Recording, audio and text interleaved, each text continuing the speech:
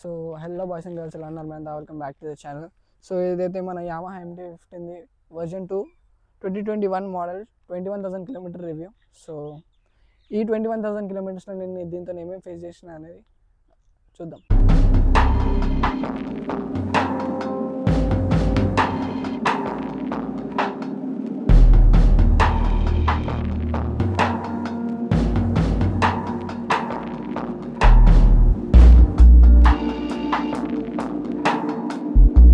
So దీని pros గురించి మాట్లాడితే దీంట్లో వచ్చేసి మనకు ఫస్ట్ వచ్చేసి మన ఇంజనే.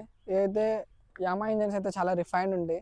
ఎంత రిఫైన్డ్ అంటే మీరు దీన్ని ఈజీగా ఒక 50,000 కిలోమీటర్స్ తర్వాత ఒకవేళ మంచి సర్వీస్ చేసుకుంటే మినిమం 1 lakh వరకు మీరు దీన్ని తీసుకుని వెళ్ళచ్చు. సో సెకండ్ వచ్చేసి బండి మైలేజ్ అయితే ఈజీగా మీకు అరౌండ్ 45 km/లీటర్ వరకు మైలేజ్ వచ్చేస్తాయి. సో నేను తీసుకుందా అంటే మైలేజ్ వచ్చేసి మెయిన్ అయితే సేఫ్టీ. దీంట్లో మీకు డ్యూయల్ ఛానల్ ABS ఉంటుంది, ప్లస్ స్లీపర్ క్లచ్ ఉంటుంది, ఇంకా రేడియల్ టైర్స్ ఉంటాయి. సో మీకు ఒకవేళ హైవే పైన ఒక 3 digit వెళ్తున్నా కూడా మీకు అనేది గ్రిప్ అనేది చాలా బాగుంటుంది. ఇంకా డ్యూయల్ ఛానల్ ABSతో అయితే మీకు చెప్పాల్సిన అవసరం లేదు. వీల్ అనేది లాక్ కాకుండా చూసుకుంటుంది. ఇంకా ట్రాక్షన్ కంట్రోల్ అయితే ఈ బండికి అవసరం లేదు. 155cc ట్రాక్షన్ కంట్రోల్ అసలు అవసరమే లేదు. కాకపోతే స్టిల్ యామహా సేఫ్టీ కోసం ఇచ్చింది. ఇంకా కాన్స్ గురించి మాట్లాడితే దీనిలో అయితే చాలా కాన్స్ ఉన్నాయి. సో ప్రాబ్లమ్స్ అయితే గట్టిగా వస్తాయి దీంట్లో. అండ్ యామహా ఏం చేసిందంటే ఒకవేళ ఇది 2.5 lakhs తీసుకుంటే యామహా దీనికి ఇప్పుడంతా GST వల్ల తక్కువైంది.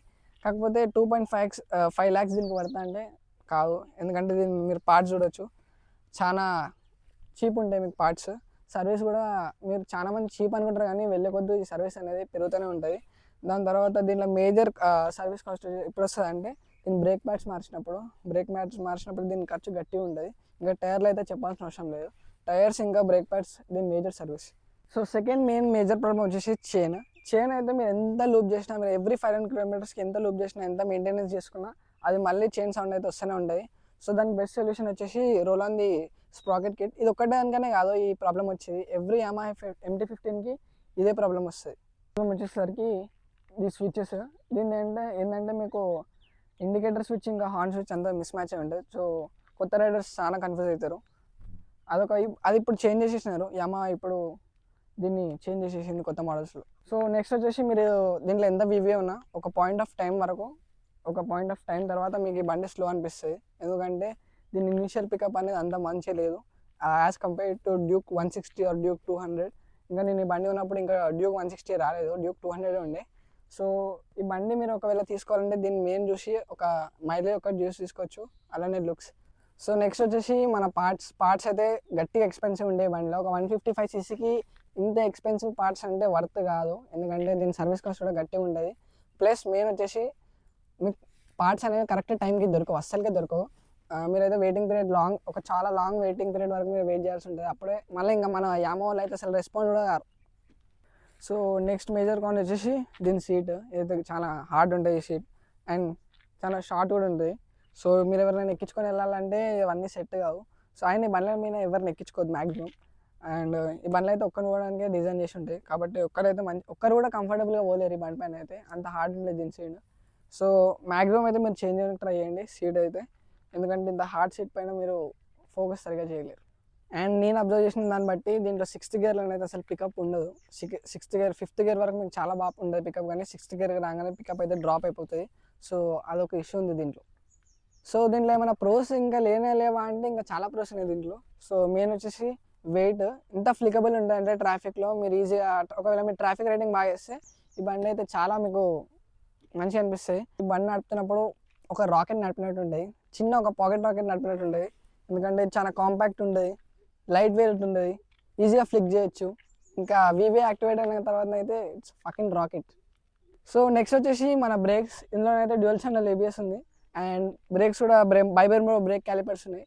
సో మీకైతే బ్రేకింగ్ కూడా బాగానే ఉంటుంది. అంటే మరీ బెటర్ అనేది చెప్పలేను డ్యూక్తో కంపేర్ చేస్తే, but it's fine. So next వచ్చేసి బండి సీట్ హైట్, ఇదైతే కొంచెం ఎక్కువ ఉంటుంది. సో ఎవరైతే షార్ట్ రైడర్స్ ఉంటారో 5'5" వాళ్ళు, సో మినిమం 5'5" అబోవ్ ఉండాలి బండి నడపాలంటే. అంటే చిన్నవాళ్ళు కూడా నడపచ్చు, కాకపోతే లైట్ వెయిట్ ఉంది కాబట్టి చిన్నవాళ్ళు కూడా దీన్ని బాగానే హ్యాండిల్ చేయొచ్చు. సో నేను ఎందుకు ఈ బైక్ చూస్ చేసుకున్నాను అనేది ఒక మెయిన్ క్వశ్చన్. సో నాకైతే ఒక మంచి బండి with good mileage, good looks, and main అయితే లుక్సే. దాని తర్వాత ఏంటంటే ఒక నార్మల్ పవర్, అటు ఇనీషియల్లో బాగుండాలి, అటు టాప్ ఎండ్లో బాగుండాలి, అటు నాకు మైలేజ్ కూడా ఇవ్వాలి. సో ఈ బండి నన్ను అయితే సాటిస్ఫై చేస్తుండే, అందుకే నేను ఈ బండి తీసుకున్నా. అండ్ అప్పుడు నేను ఈ బండి కొన్నప్పుడు డ్యూక్ 160 ఇంకా డ్యూక్ 200 నాకు ఆప్షన్లో, డ్యూక్ 160 లేదు, డ్యూక్ 200 ఆప్షన్లో ఉండే. కానీ అది నాకు మైలేజ్ అంత ఇస్తలేదు అని చెప్పి నేను దీనికి వెళ్ళాను. ఇంకా దీనిలో డ్రాబ్యాక్స్ వచ్చేసి దీని బిల్డ్ క్వాలిటీ మీరు చూడొచ్చు, మొత్తం అన్ని ఫైబర్ పార్ట్సే ఉంటాయి. ఈ బండిని లైట్ వెయిట్ చేయడానికి దీనిలో ఫైబర్ పార్ట్స్ బాగా వాడారు. సో అదొక మేజర్ డ్రాబ్యాక్, ఎందుకంటే ఫైబర్ పార్ట్స్ అనేవి ఈజీగా బ్రేక్ అయిపోతాయి, అంతా మీకు సేఫ్టీ కూడా ఉండదు రోడ్ పైన. అండ్ ఈ బండిలో అయితే మీకు డెల్టా బాక్స్ చేసేసి వస్తాయి.